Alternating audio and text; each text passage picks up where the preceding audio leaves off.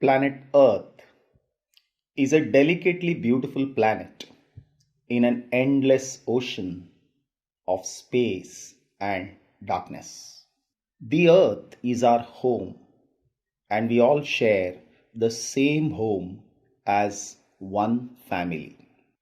Planet Earth is the largest of the inner planet. It is made up of continents and oceans. The Earth is so big in size that it was difficult to tell the location of any place on the Earth. And so, a Greek philosopher and mathematician, Eratosthenes, came up with latitudes and longitudes. Now, the spinning of the Earth on its axis provides two naturally fixed points, and that is North Pole and South Pole. When you have glance at any globe, it will show a series of north-south and east-west lines, and together they make up the Earth's grid system. It is also known as geographical grid.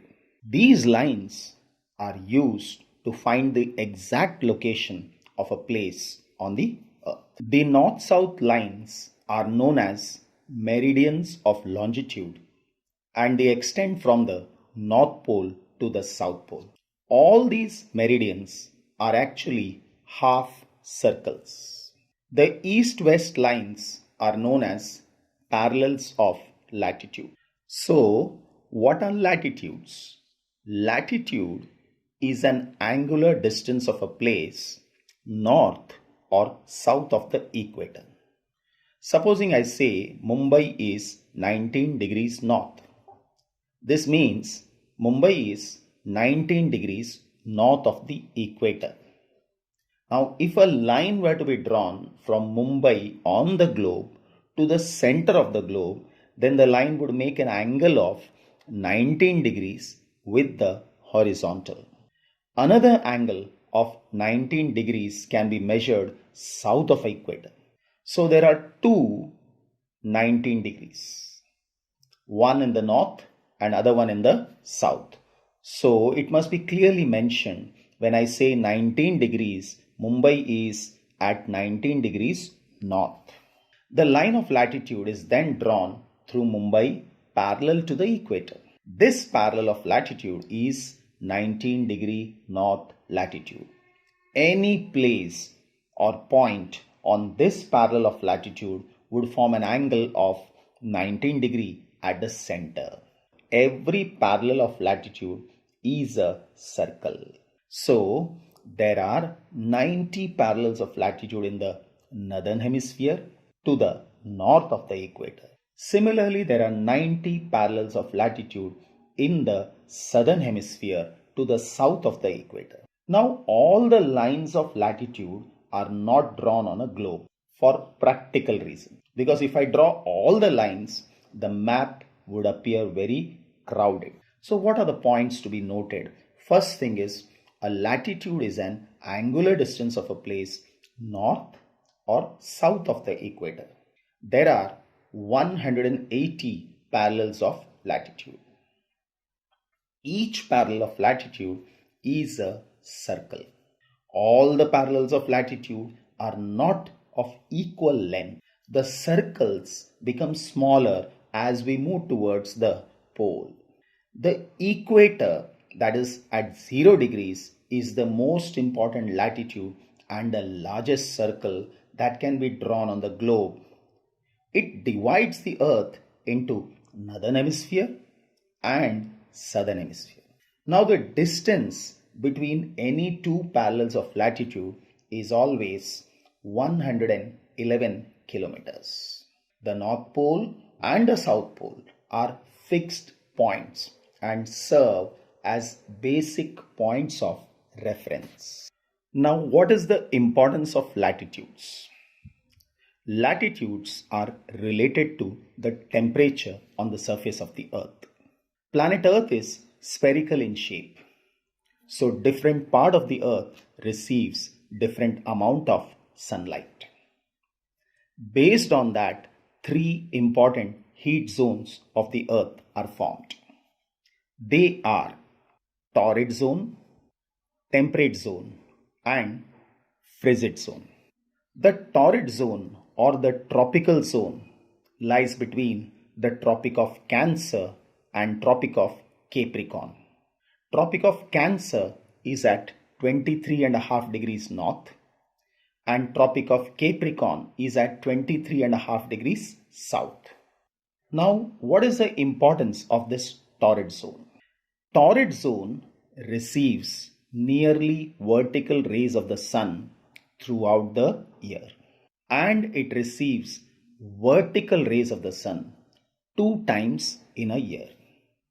We will understand this better when we learn about revolution of the earth. Similarly, the next one is the temperate zone. The temperate zone lies between Tropic of Cancer and Arctic Circle in the north and Tropic of Capricorn and Antarctic Circle in the south. These regions receive slanting rays of the sun. So they never receive vertical rays of the sun. Next one is the frigid zone. Frigid zone in the northern hemisphere lies beyond the Arctic Circle, and in the southern hemisphere it lies beyond the Antarctic Circle. The rays of the sun in these regions are slanting, so it is very cold throughout the year. Now in the tropical regions, summers are very hot and winters are mild. Similarly, in the temperate regions, like in India, Delhi lies in the temperate region.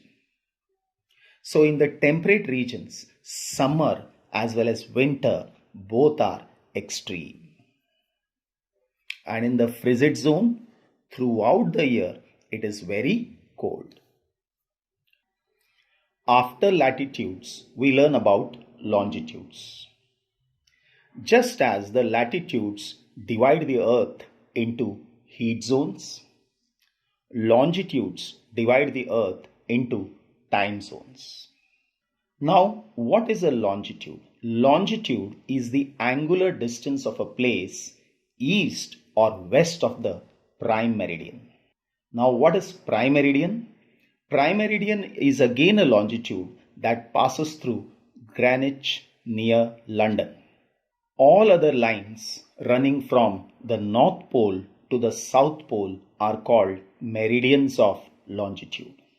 Now, these are semicircular lines, and two opposite longitudes together will form one big circle. Totally, there are 360 meridians of longitude.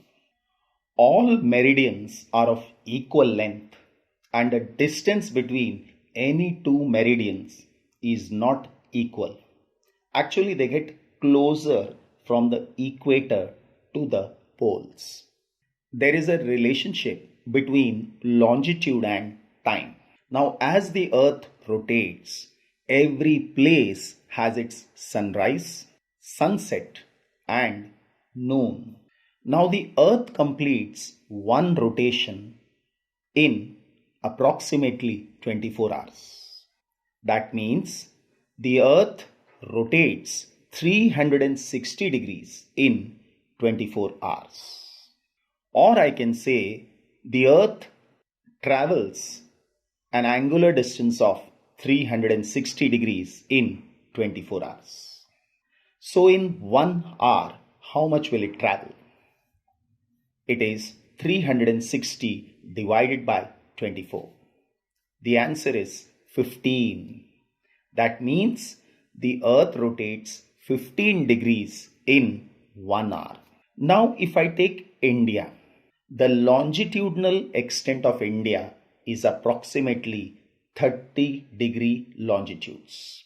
So supposing I take the easternmost end of India in Arunachal Pradesh.